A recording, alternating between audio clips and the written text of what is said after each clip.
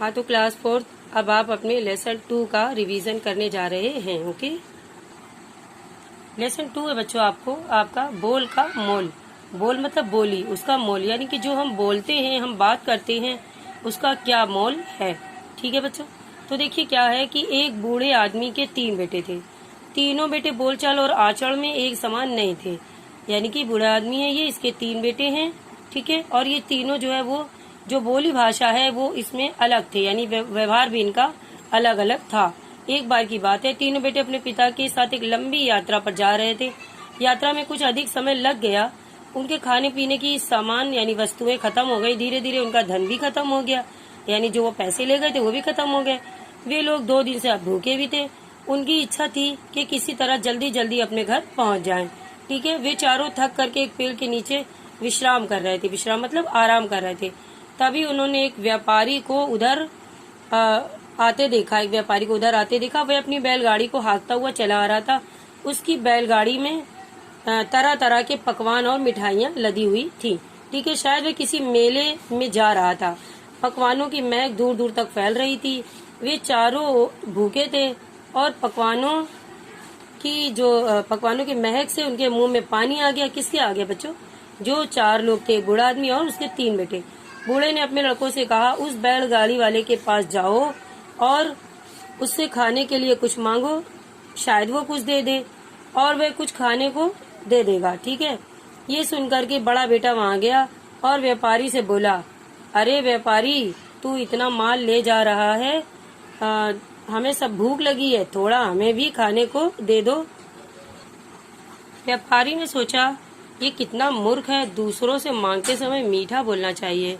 वह आदमी इतना भी नहीं जानता कि कितनी कठोर वाणी बोल रहा है, यानी कितनी कठोर तरीके से कह रहा है कि अरे तू कहाँ जा रहा है इतना सामान लेकर के, हमें भी कुछ खाने को दे दे, मैं भी इससे कठोर पकवान ही दूंगा। ये सोचकर उसने एक सूखा पकवान उसे दे दिया। व्यापारी थोड़ी दूर चला होगा कि मंझला भाई आ गया। वह बोला, बड़े भाई प्रणाम, क्या छोटे भाई को खाने को कुछ भी ना दोगे? अब देखिए बीच वाला आया और उसने कहा कि प्रणाम किया पहले और कहा क्या हमें कुछ भी खाने को नहीं दोगे? तो व्यापारी ने सोचा, इसने मुझे बड़ा भाई कहा है, छोटे भाई को कुछ देना मेरा कर्तव्य है, यानी कि मेरा फर्ज है कि मैं छोटे भाई को कुछ दूं। उसने उसे एक दोना भरकर मिठाई दे दी। अब जो छोटा वाला था, सबसे छोटा, व्यापारी के पास गया। उसने व्यापारी से कहा, प्रिय मित्र, हम लोग भूखे हैं, इस मुसीबत की घड़ी में तुम हमारा सहारा बन सकते हो। क्या तुम एक मित्र होकर दूसरे मित्र को भूखा देख सकोगे? तो उसने सोचा, व्यापारी ने, मित्र पर तो लोग बहुत कुछ निछावर कर देते हैं, मेरा यह मित्र मुसीबत में है, मुझे इसकी मदद करनी चाहिए। वह बोला, मित्र, मेरे रहते हुए तुम भूखे नहीं रह सकते और इस गाड़ी में लदा सारा सामान तुम्हारे लिए है, कहो कहाँ ले चलूं? तीसरा बेटा बैलगाड़ी में बैठकर उस जगह आ गया। वहाँ उसे के पिता और दोनों भाई उसे आता हुआ देखकर पिता ने दोनों बेटों से कहा, देखो और सोचो, जिसने जैसा आचरण किया उसे वैसा ही माल मिला। अब तुम अपना बोल का मोल समझ गए होगे। ठीक है ना बच्चों? जैसे कि छोटे बेटे, जब बड़ा बेटा गया तो उसने बहुत ही अजीब तरीके से बात की थी और छोटा जो बीच वाला गया उसने थोड़ा सा अच्छे से बोला तो उसने मिठाई दे दी।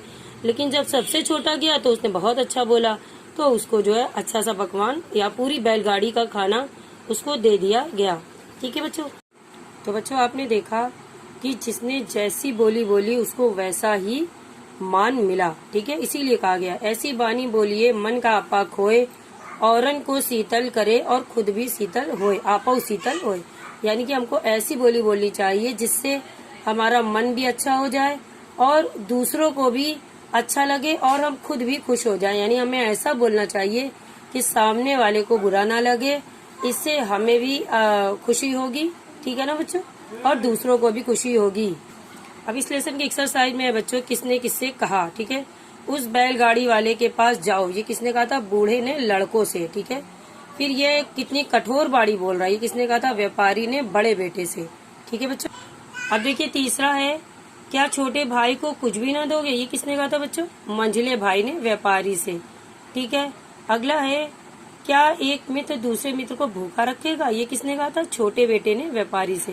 ओके बच्चों, आपको लेसन अच्छा लगा, इसको अच्छे से पढ़िए और एक्सरसाइज अच्छे से याद करिए।